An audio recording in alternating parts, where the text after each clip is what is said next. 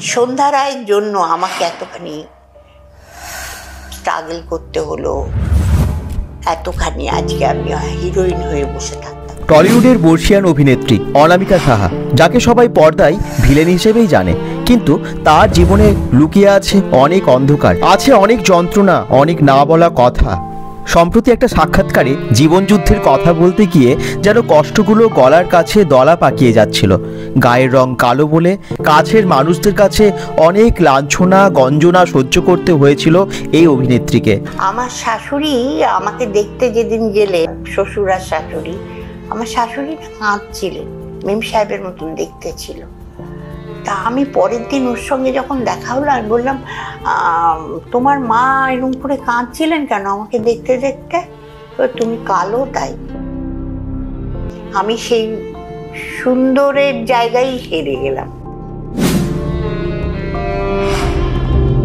সেই সময় অভিনয় জগতে কোনো মহিলা আসুক সেটা হয়তো অনেকেই চাইতেন না, তাই আত্মীয় স্বজনরা অনামিকার মাকে বলেছিলেন, বাড়িতে কি হাড়ি চড়ছে না যে মেয়েকে বায়োস্কোপে নামিয়েছেন?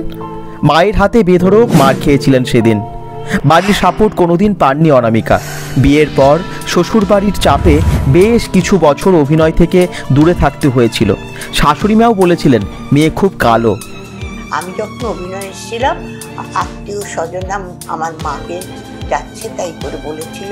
আমার মা আমাকে এত মার মেরেছিল, ওরা বলেছিল যে তোমরা খেতে পাও না, মেয়েকে বায়োস্কোপে নামিয়েছ, লজ্জা করে না? গায়ের রং চাপা, সেটা তার সারা জীবনের কষ্ট দুঃখ থেকেই গেল। নাচের মাধ্যমে অভিনয়ে আসা এবং অভিনয় জগতে এসে একদম পর্দায় কাঁপানো একজন দাপুটে অভিনেত্রী হিসেবে সবার কাছে প্রদর্শন করেছিলেন নিজেকে অনামিকা সাহা।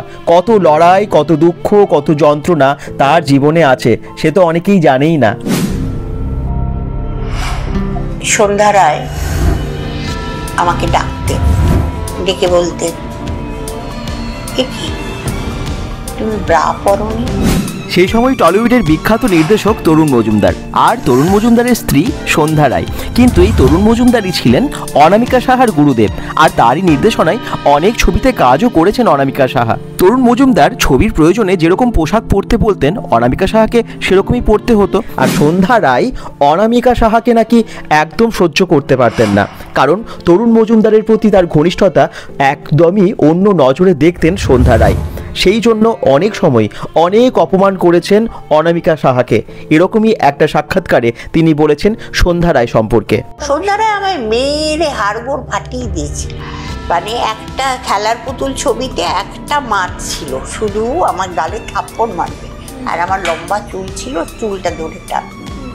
উনি কি করলেন, এরকম একটা বাঁশ ছিল মধ্যিখানে লাগানো, উনি আমার চুলের মুঠি ধরে বাঁশে গিয়ে এরকম করতে করতে কপাল আলু হয়ে ফুলে গেছিল।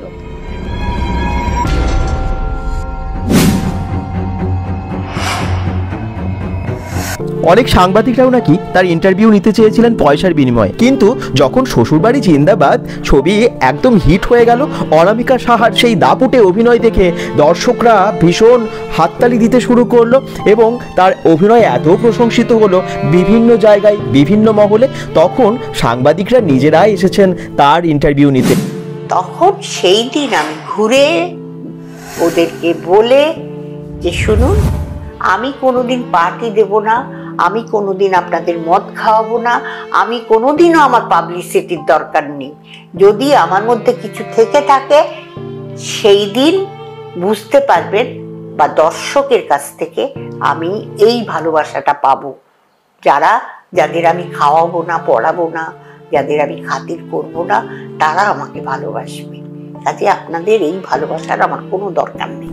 সেই সময় যাতে অনামিকা সাহা নায়িকা হয়ে উঠতে না পারে সেই জন্য অনেকেই কাঠি করেছেন সেই ইন্ডাস্ট্রিতে। অনামিকা সাহার অনেক নেগেটিভ চরিত্র আমরা পর্দায় দেখে থাকি, কিন্তু বিন্দুমাসি ছাড়াও তিনি কিন্তু আরও অনেক ধরনের চরিত্র করেছেন। শুধু তাই না, তার অভিনয়ের জন্য অনেক পুরস্কৃতও হয়েছেন এই বর্ষিয়ান অভিনেত্রী অনামিকা সাহা।